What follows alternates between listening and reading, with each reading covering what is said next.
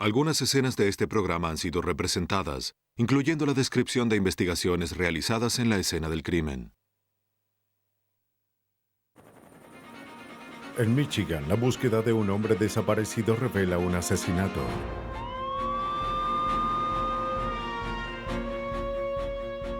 Un equipo de técnicos forenses es llamado para establecer el momento de la muerte y llevar a este criminal a la justicia. En Salinas, California, una pareja encuentra una osamenta debajo de su casa.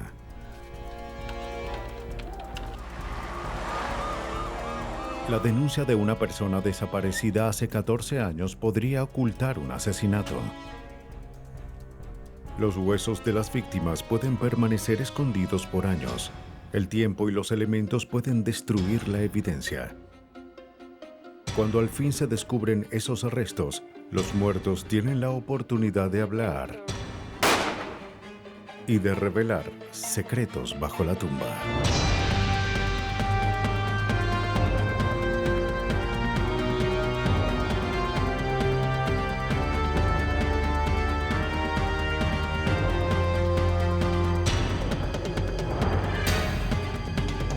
Los nuevos detectives, casos estudiados por la ciencia forense. Secretos bajo la tumba.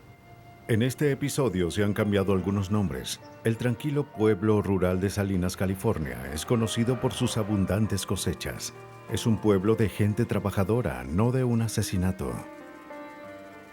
Pero el 14 de enero de 1998, los dueños de una casa descubren algo que cambiaría esa opinión para siempre. Jim Olsen le dice a su esposa Sandra y a su hermana que descubrió algo en el entresuelo cuando instalaba unos conductos de calefacción. Acabo de revisar y encontré un par de zapatos. Había encontrado un par de zapatos deportivos que sobresalían del terreno. No es una Quiero broma. verlo. Claro, claro. Qué escalofriante. No podía alcanzarlos en un espacio tan reducido. Jim temía que alguien hubiese sido enterrado en el lugar. Tuve que salir, no quería verlo. Yo quiero verlo. Anda. No volveré a bajar. Ellas creían que era broma. Están justo allí, debajo de la cocina. No podemos dejarlo allí. Da miedo. Sí podemos. ¿Sabes qué? Yo iré. Sandra se ofrece a revisar para ver qué era. Yo iré. Sí. Claro. Ten esto. Sí. Ten cuidado.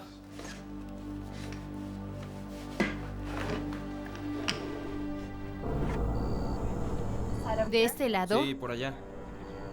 Bien. ¿Los ves? Ajá. Había algo que sujetaba los zapatos. Están atascados.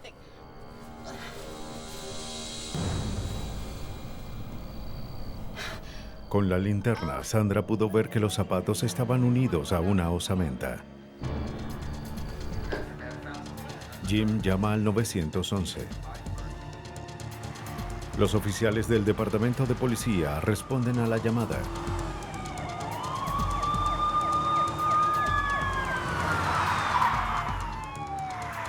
El sargento Miller y el detective McLaughlin llegan al lugar.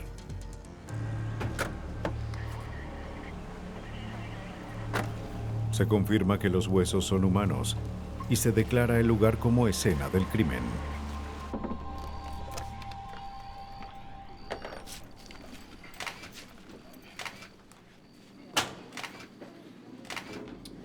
Bien, doctora Galloway, como puede ver, así lo encontramos. A fin de preservar el lugar y extraer los restos, se llama a la doctora Alison Galloway, antropóloga forense del campus de Santa Cruz de la Universidad de California.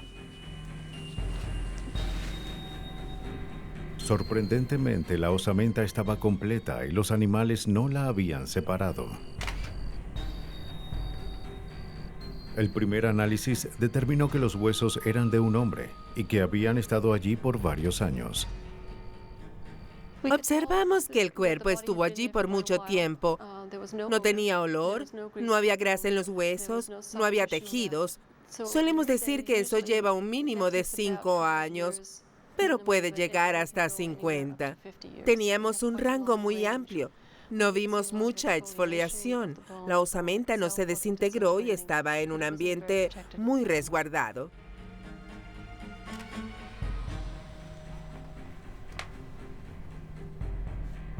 Los pantalones y la ropa interior deteriorados indicaban que la víctima estaba vestida al momento de su muerte.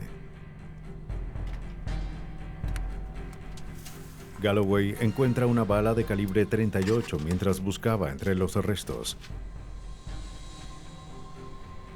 La policía creía que se trataba de un homicidio.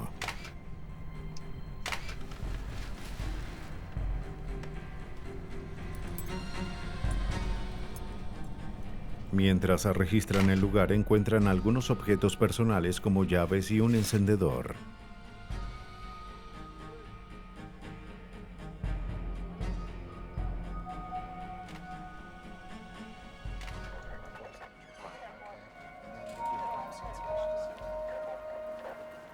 El sargento Miller de la policía de Salinas habló con los dueños de la casa. Tengo un par de breves preguntas. Solo quería saber cuándo fue que compraron esta casa. Dijeron que vivían allí desde hace 2 años y medio. Déjenme ver si entendí. Repítanlo para ver si comprendí todo. Fue la primera vez que entraban en ese espacio. Traté de sacarlos. Los investigadores debían averiguar quién era la víctima. Sin eso, la policía no podía identificar al asesino. Me sorprendió lo específicos que fueron, como este en Albuquerque, Nuevo México. Se enviaron los restos al Laboratorio de Antropología de Santa Cruz. Se creía que la doctora Galloway podría revelar detalles importantes. Traeré la lámina para que tome la estatura. Bien. Empezaré con el fémur derecho. Las medidas confirmaron que los restos eran de un adolescente de ascendencia europea. Muy bien. Medía aproximadamente 1,78 metros. 1,78 m. Bien. Perfecto. La bala hallada entre los restos indicaba que la víctima fue disparada. El esternón y el xifoides. Todo parece... La forense intentó buscar algunas peculiaridades en los huesos. Revisemos el cráneo. Descubre 2 agujeros de bala en el cráneo de la víctima. Parece que tenemos 2 heridas de bala aquí. La víctima presentaba varias lesiones. Había 2 heridas de bala en la cabeza, al menos 1 o 2 heridas de bala en el resto del cuerpo. En la cabeza, una entró por el lado derecho, cerca de la oreja, y salió por el ojo izquierdo. Y la segunda herida entró un poco más adelante y luego salió por este lado de acá.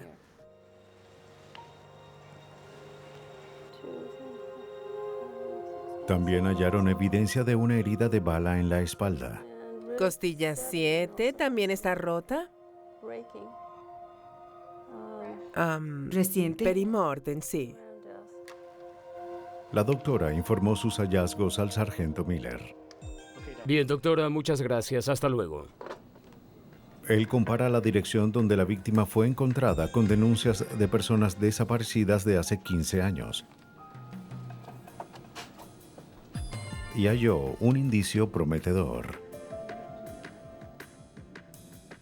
Se denunció la desaparición de un joven llamado Chris Denoyer en la misma residencia en 1984.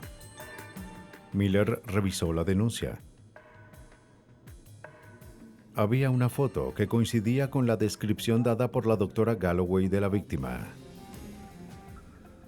Chris Denoyer fue visto por última vez el 13 de enero de 1984. Fue su madre quien notificó a la policía que el joven había desaparecido. Los investigadores obtienen sus registros dentales. El doctor Kevin Landon realizó el análisis. Comparó los rayos X del archivo de Chris con los restos dentales de la víctima.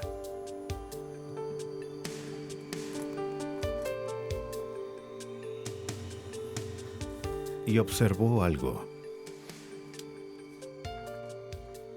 Descubrí que había un retenedor de ortodoncia en la mandíbula inferior, del canino izquierdo al canino derecho, con una banda de ortodoncia. Cuando el individuo estaba vivo, era un tipo de retenedor de ortodoncia común.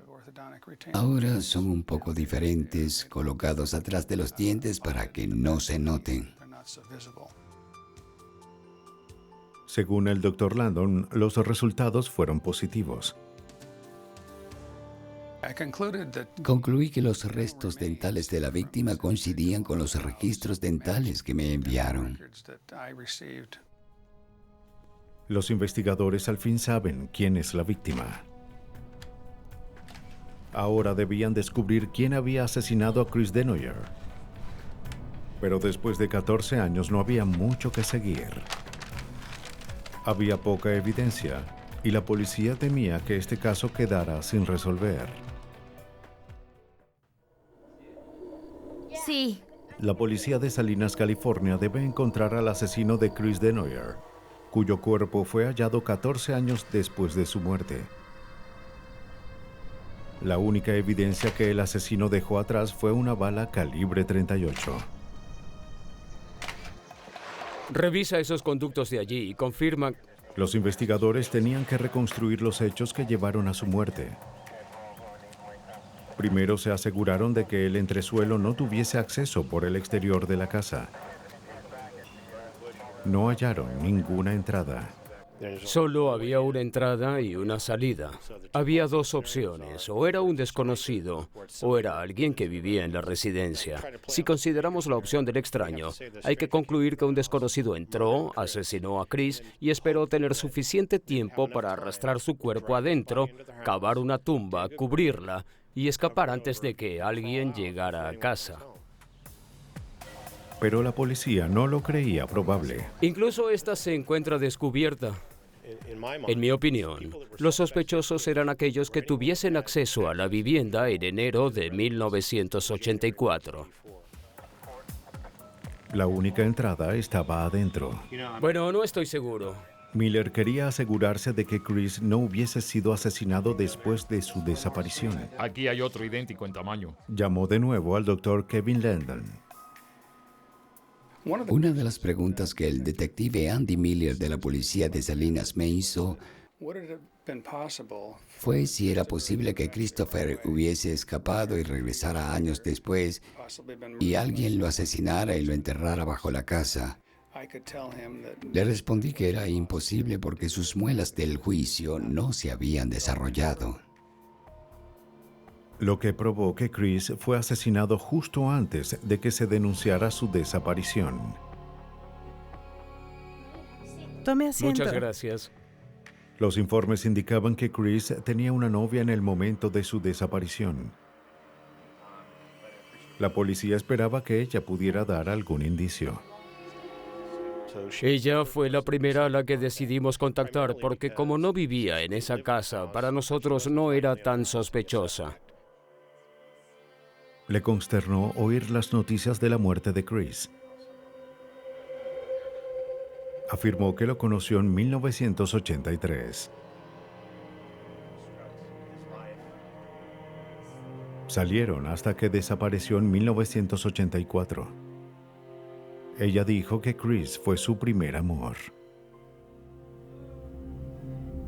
Hola. Cuando le preguntaron sobre la relación de Chris con sus padres, dijo que Chris discutía a menudo con su padrastro, Jackson Villarta, quien siempre lo reprendía por algo.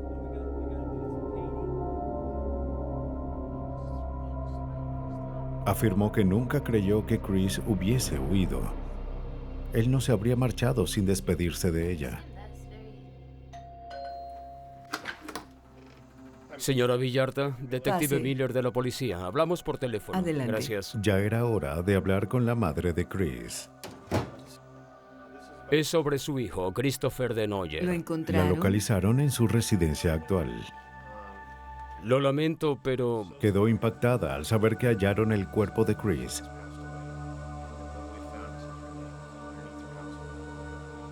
Es importante que empecemos a investigar. Ella estaba en el trabajo el día en que Chris desapareció. Su esposo Jackson Villarta la llamó y le dijo que Chris se había ido. Equipo de fútbol y que tenía muchos amigos. Estaba convencida de que seguía con vida. De hecho, recibió un telegrama unos días después de su desaparición. Afirmó que Chris era un adolescente normal, pero que tuvieron problemas con él. A él y a su hermana les costaba adaptarse a vivir con su nuevo esposo Jackson Villarta. Los investigadores preguntaron si alguien tenía un arma en la casa. Respondió que su esposo tenía una por seguridad, pero que no sabía cuál era. Miller no creía que ella tuviese que ver con el asesinato. Al momento del asesinato, ella estaba embarazada y era de contextura gruesa para empezar. La idea de que se metiera en ese lugar, cavara un hoyo de casi 2 metros y arrastrara a alguien de 82 kilos hasta allí era algo casi imposible. Pero sí tenían un sospechoso en mente. El padrastro de Chris, Jackson Villarta. Claro, se puede ver con el plano de la escena del crimen, así que creímos que la única persona capaz de enterrar un cuerpo debajo de una residencia era el mismo dueño de esa residencia, quien en ese caso era Jackson Villarta. Villarta trabajaba para la compañía telefónica. Lo encuentran en su ruta. Disculpe, señor Villarta. ¿Cómo está, señor? Cuando se acercaron, notaron que tenía la contextura adecuada para cavar un hoyo de casi 2 metros en el sótano. McLaughlin, somos policías. Señor Villarta, hablé con su supervisor. Aceptó acompañarlos para su interrogación.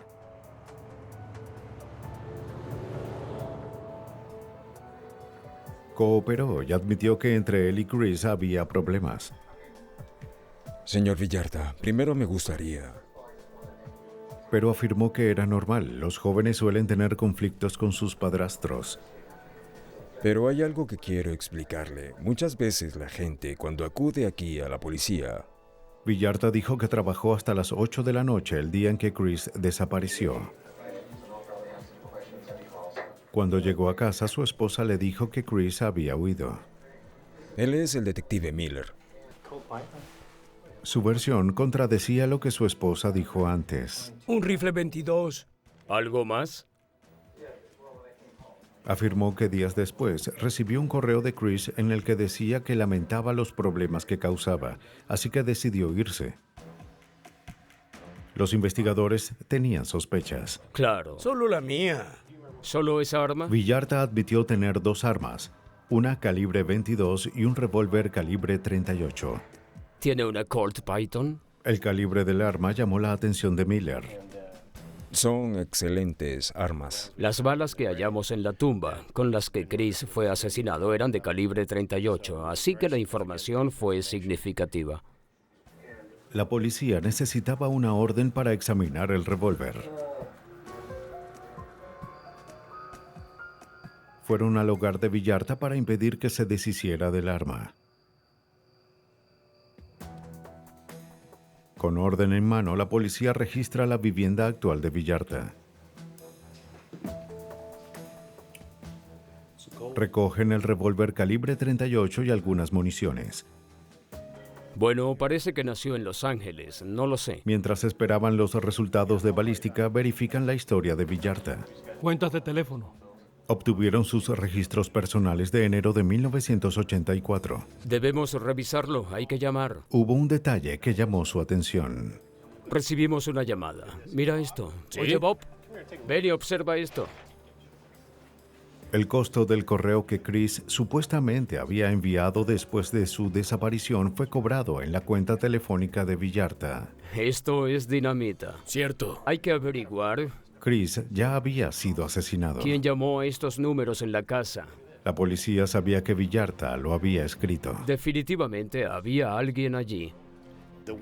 La única frase del mensaje que delató por completo a Jackson como su autor fue: en algunas cosas Jackson tenía razón.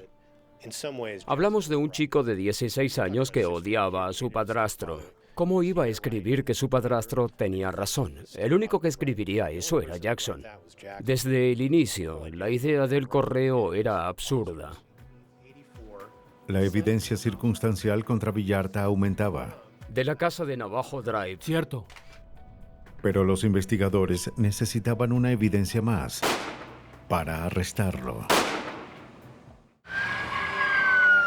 Los detectives en Salinas, California, consideran a Jackson Villarta como el sospechoso principal del asesinato de su hijastro Chris Denoyer.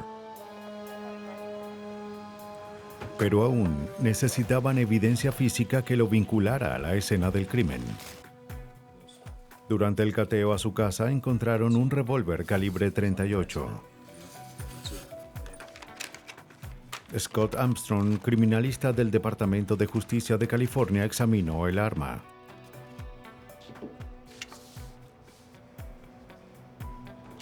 La dispara en un tanque de agua.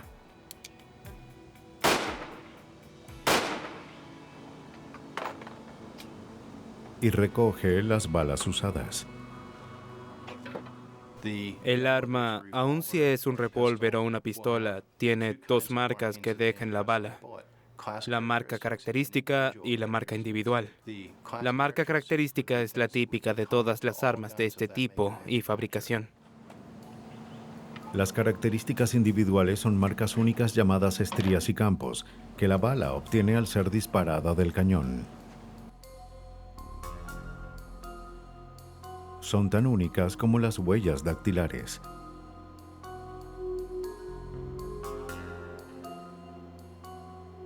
Usando un microscopio, se comparan las balas de la escena con las balas disparadas con el arma de Villarta.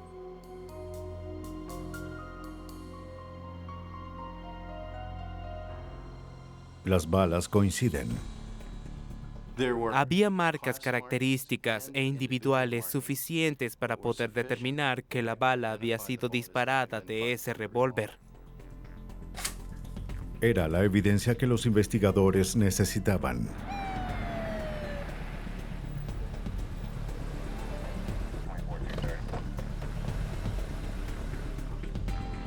Señor Villarta, abra la puerta lentamente con su mano izquierda. Salga del vehículo y dése vuelta. Dé 2 pasos a su izquierda. ¡Alto! Ponga las manos en la espalda y cruce los dedos. Arrodíllese.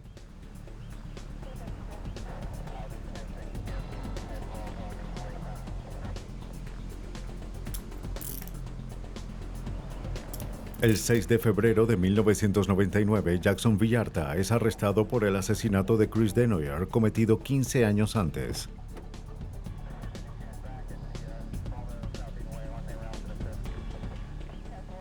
En el interrogatorio niega los cargos y sostiene su inocencia.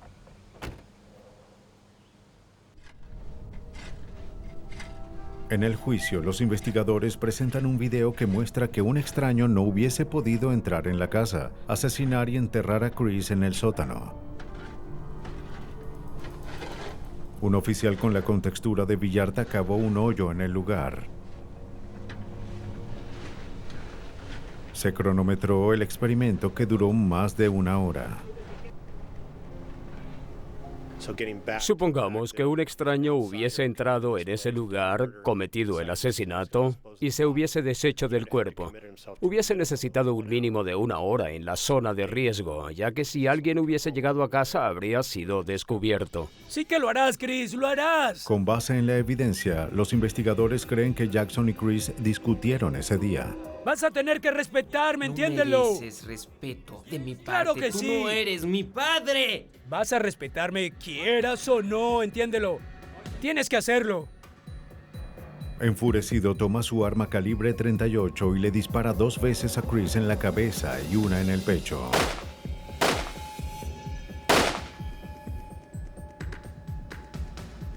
Luego esconde su cuerpo en el entresuelo de la casa. Ven aquí.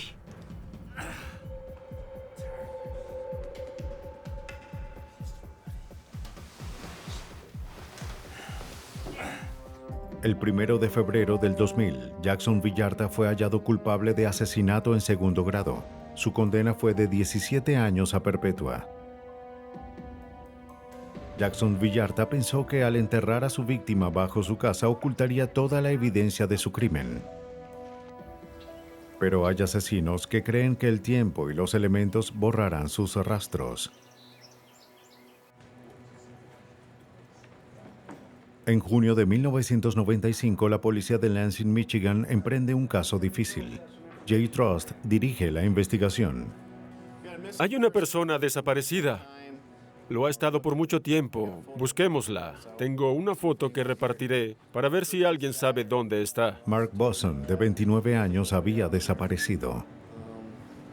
¿Alguien tiene preguntas o algo que comentar? ¿Sabe si tiene algún tipo de armamento? Bueno, creemos que se trata de una víctima. No pensamos que esté armado, pero nunca se sabe, así que cuidado. En este momento no... La esposa de Mark, Cindy, denunció la desaparición 3 semanas antes. Si averiguan algo sobre él, alguien que lo conozca, cualquier información que crean pertinente, solo llámenme y déjenme un mensaje y les responderé. Ha estado desaparecido por... Mientras más tiempo pasaba, las sospechas crecían para el detective Trust. Mientras más tiempo pase, más parecerá que... Debía averiguar si alguien lo había visto o sabía dónde estaba.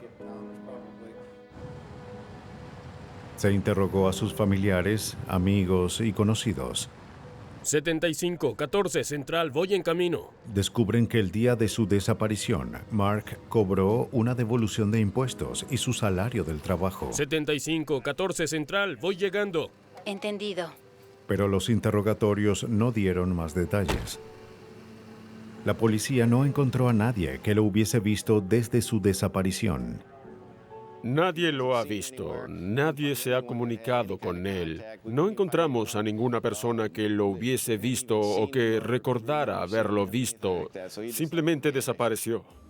¿Recuerda que se hiciera esa pregunta? Sí, lo recuerdo. El sargento Mark Murray no podía esperar para hablar con Cindy, la esposa de Boson, la última persona conocida que lo había visto. No es verídico. ¿Podría dar una declaración sobre eso? Admitió que ella y su esposo tuvieron problemas y estaban separados. Pero afirmó que ambos querían salvar su matrimonio. Parecía una madre amorosa y dedicada. Ella y Mark tenían una hija y parecía que ella trataba de mantener unida a la familia. Trataban de limar sus diferencias, que las cosas funcionaran y reconciliarse. A mi esposo...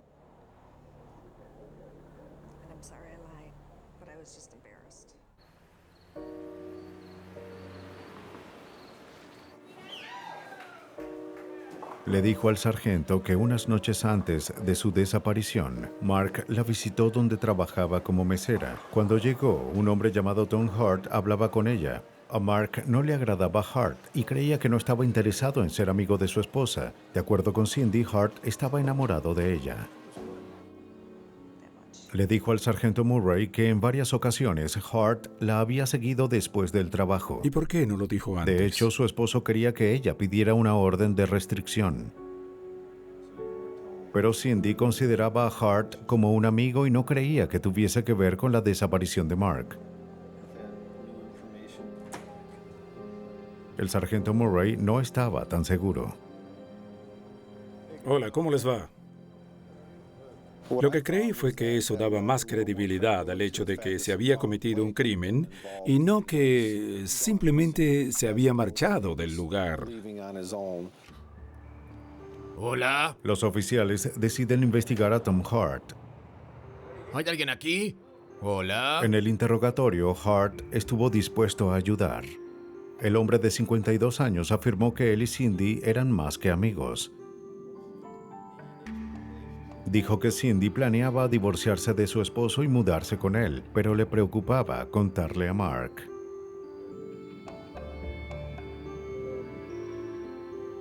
Hart admitió haber visto a Mark por última vez la noche antes de su desaparición.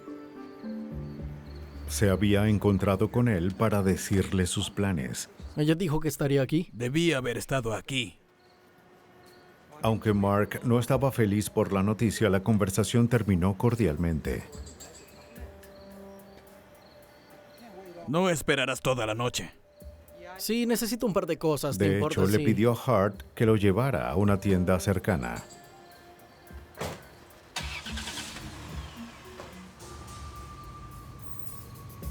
Hart accedió y lo dejó allí.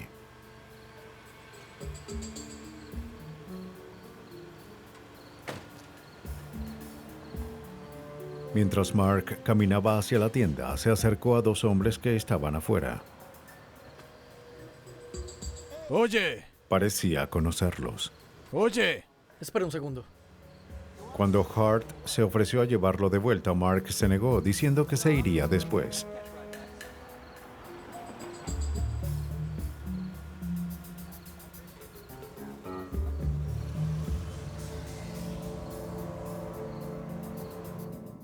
Fue la última vez que lo vio. Pero, ¿a qué parte de...? La policía le preguntó si estaría dispuesto a hacer un examen de polígrafo. Aunque insistió que no tenía nada que esconder, Hart se negó, alegando que no sabía dónde estaba Mark Boson. Los investigadores no le creen. Su tono, sus maneras y el hecho de que no quería responder preguntas, era muy evasivo en sus respuestas, no quería darnos mucha información, tuvimos que sonsacar todo. Él nos respondía, pero nunca decía nada importante. Los investigadores sabían que Mark ocultaba algo, pero no tenían evidencia de un crimen. La policía de Lansing, Michigan, se esfuerza por resolver la desaparición de Mark Boson, de 29 años. Tom Hart, la última persona que lo vio la noche de su desaparición, dijo que lo había dejado en una tienda. Los investigadores dudan de su historia. Contactan al gerente de la tienda para saber si había una cámara de vigilancia en el estacionamiento. No había cámaras. Y nadie recordaba haber visto a los dos hombres esa noche. Sin evidencias de un crimen y solo con sospechas de que Tom Hart fue responsable de la desaparición de Mark, los investigadores planean su próxima jugada.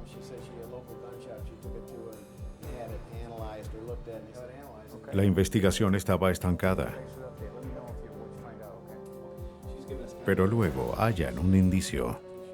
En ese momento averiguamos que Tom tenía una granja y en el tiempo de la desaparición de Mark Boson, hasta una semana y media después, Tom Hart procedió a labrar el terreno. Si Hart estaba involucrado en la desaparición de Mark Boson, era probable que quisiera ocultar la evidencia. Pudo haberlo llevado hasta la granja, deshacerse de él allí y enterrarlo en el suelo. Con la ayuda de la policía de Michigan, Murray realizó un reconocimiento aéreo sobre la granja de Hart.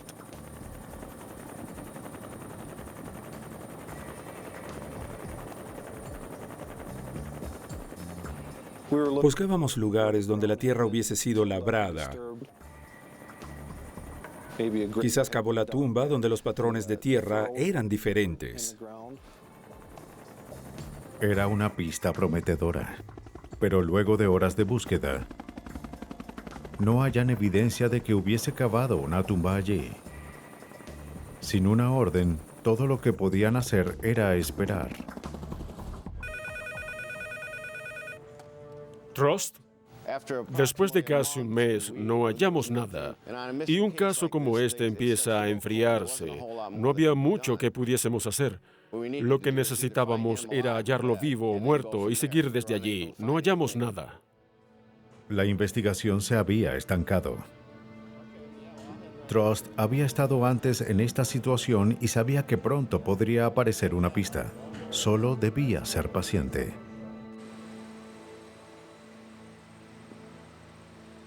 Casi año y medio después, en el condado cercano de Shiawassee, un hombre que paseaba a su perro hace un terrible hallazgo.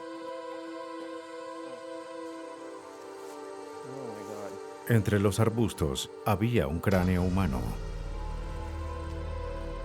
Llamó a la policía.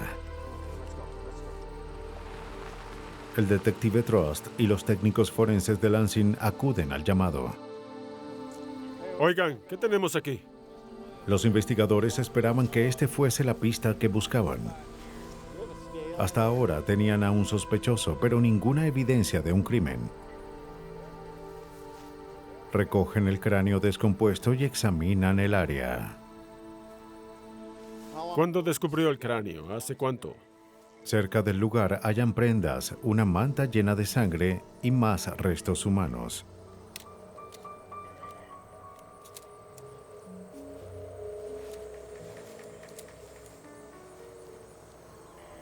También hallan el casquillo de una bala calibre 22.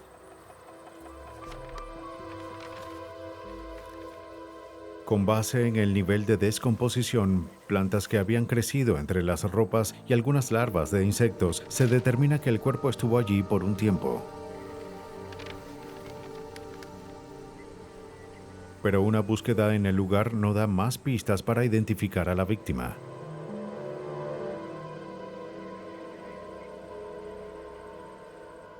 Se envían los restos humanos a la Universidad Estatal de Michigan para su análisis. ¿No cree que sea la característica de un hombre? Allí el antropólogo forense Norman Sauer examina los huesos para identificar a la víctima. El borde de la órbita ocular está aquí. Después de analizar la forma y la dimensión del arco superciliar, el Dr. Sauer concluye que la víctima era un hombre de entre 25 y 35 años.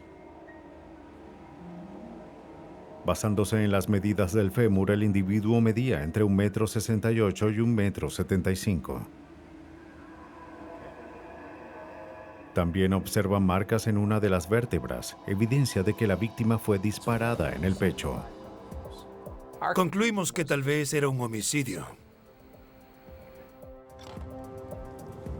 David 3, 14 a Central. Pero los detectives no sabían si se trataba del desaparecido Mark Boson.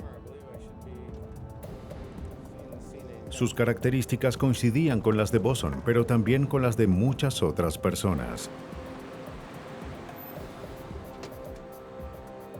A fin de atrapar al asesino e identificar a la víctima, los investigadores debían determinar el momento exacto de su muerte.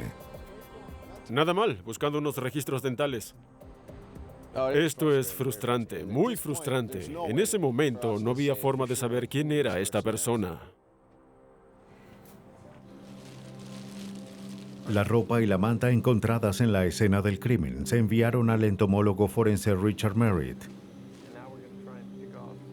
Como experto en el desarrollo de los insectos, Merritt analiza el ciclo de vida de insectos hallados en un cuerpo y determina el tiempo transcurrido desde la muerte de la persona. Se puede determinar el momento de muerte con el ciclo de vida de un insecto. Cuando una persona muere, los insectos son atraídos por el cuerpo en solo horas. El Dr. Merritt procede a identificar todas las especies halladas en la camisa y la manta. Gracias, una pupa, muy bien. Entre los insectos, el Dr. Merritt observa una avispa parasitoide adulta. Aunque otros insectos son atraídos a cadáveres de menos de 24 horas, se ha descubierto que las avispas no ponen huevos en un cadáver hasta meses después. Una larva de avispa necesita tiempo para llegar a la adultez. Basándose en el proceso de maduración de la avispa, Merritt determina el período de muerte de la víctima. Los hallazgos entomológicos mostraron que el cuerpo había estado allí de 4 a 8 meses o más desde el tiempo de la muerte. Los hallazgos eran prometedores. La víctima no había sido asesinada hace poco. El botánico forense Frank Ewers analiza las enredaderas halladas en la ropa de la víctima. Al examinar la estructura interna del tallo, Ewers puede calcular la edad de la planta. Este es un tallo en crecimiento. Gracias a esto podemos ver que el año anterior creció bastante. Es decir, que tiene al menos 15 meses. Y por lo tanto, el cuerpo estuvo aquí desde hace 15 meses al menos. Era el indicio que los investigadores buscaban. Cindy Boson los comunicó con el dentista de Mark. Tengo las declaraciones de lo que la gente dijo en la tienda y... Se envían los registros dentales al antropólogo Norman Sauer.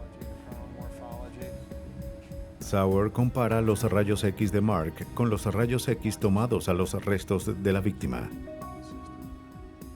Una vez que supieron la identidad de la víctima, fueron donde su dentista y pudieron conseguir sus registros dentales y rayos X. Con eso pudimos hacer una comparación e identificar a la víctima como Mark Alan Boson.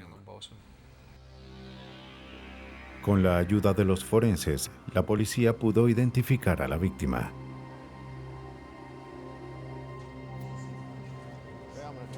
Ahora debían vincular a Tom Hart a la escena. Empiezan a interrogar a todo aquel quien se relacionara con el sospechoso. Deben decirme lo que pase. Un conocido le dijo a la policía que Hart tenía un arma calibre 22. De hecho, él y Hart habían usado el arma para practicar tiro al blanco antes de la desaparición de Mark. Bien, muéstrame cómo se hace. Bien, lo haré. Ahora, mira al experto. De acuerdo.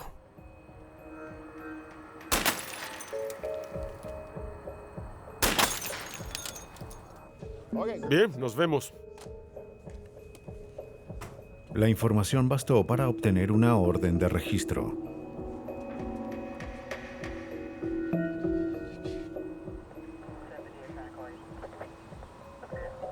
Los investigadores se fijaron en la colección de armas de Tom Hart.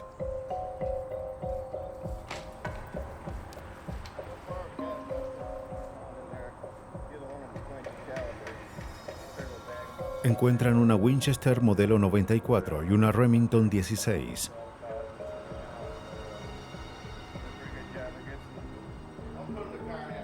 El detective Jay Trust sabía que ninguna de ellas fue usada en el asesinato. Buscaba un calibre 22, algo parecido. Aunque sí encontré algunos rifles, no creía que ninguno fuese el arma, pero debía incautar todo. Y a veces las historias cambian, así que nos llevamos lo que encontramos, aunque no había mucho. 18 meses después del asesinato de Boson, los investigadores tenían un sospechoso, pero no hallaban evidencia en su contra.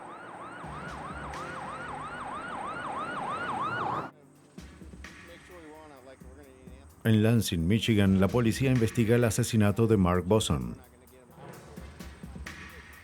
Su sospechoso, Thomas Hart, estaba obsesionado con la esposa de Mark.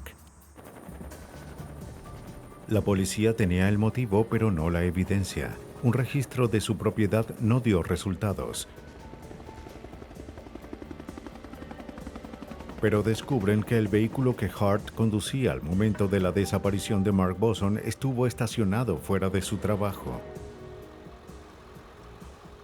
Lo incautan para registrarlo más a fondo. Oye, ¿qué sucede? Detective Murray, ¿me recuerda? Tenemos una orden. Nos llevaremos su vehículo para registrarlo.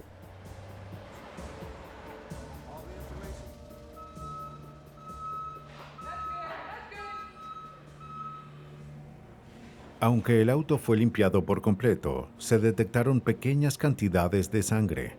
Cuando lo registramos, determinamos con el luminol que había sangre en el asiento del pasajero. Y eso no era todo. Cuando quitan el asiento, descubren que debajo había rastros de sangre seca. Estuvo allí por año y medio y olía como sangre descompuesta. Así que revisamos y, vaya, esperaba hallar poca cantidad de sangre. Pero eso era como un pozo de sangre seca. Para mí se trató de una evidencia muy interesante, ya que ahora con esta sangre podíamos averiguar a quién pertenecía. En ese tiempo pensé que era la sangre de Mark Boson. Ahora debía saber cómo analizarla. Los investigadores sabían que se podía hacer un examen de ADN si ambos padres estaban vivos. Sabía que la madre estaba viva. La llamé y me dijo que el padre también estaba vivo. Así que obtuvimos muestras de sangre de ambos. Las enviamos al laboratorio junto con la evidencia en la escena para que las analizaran y obtuvieran ADN. Por suerte, el resultado fue positivo.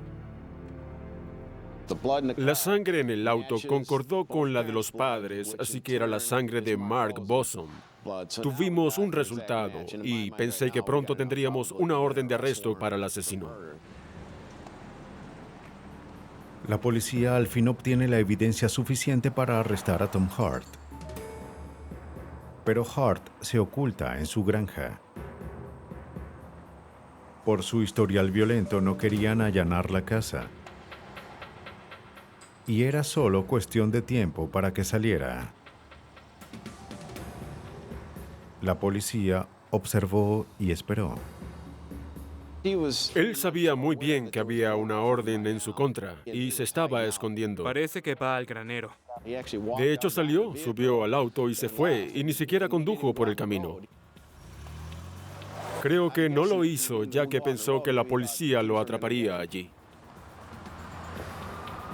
Condujo a través del campo. Cuando lo vieron, solo lo siguieron. ¡Policía, manos arriba! ¡Alto!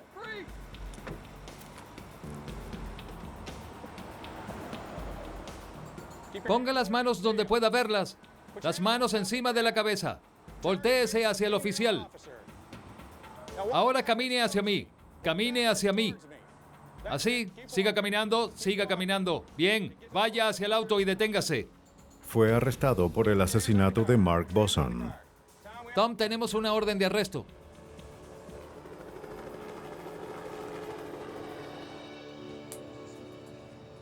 Tome asiento, por favor. En el departamento de policía, a Tom Hart se le leyeron sus derechos. Entienda que ha sido arrestado por asesinato. Primero que nada, hablaremos al respecto. Se negó a responder preguntas y pidió a un abogado. Le conseguiremos a su abogado. Estamos listos por si alguien entra. Está listo. Llévenlo a su celda. Allí, junto a la pared. Fue encerrado en la prisión de Lansing hasta su juicio.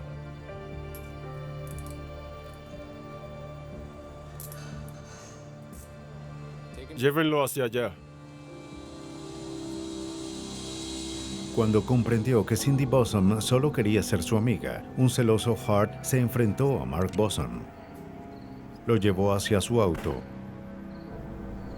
y lo condujo hacia un área solitaria, donde disparó a la desprevenida víctima en el cuello.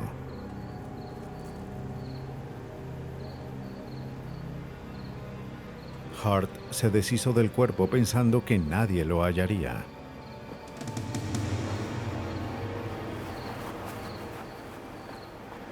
El 9 de enero de 1998, Thomas Hart fue hallado culpable de asesinato en primer grado y sentenciado a cadena perpetua. Hay asesinos que creen que pueden salirse con la suya. Esconder el cuerpo podría parecerles la mejor idea, pero aún con el paso de los años y los elementos, la ciencia forense puede hallar la verdad y revelar secretos bajo la tumba.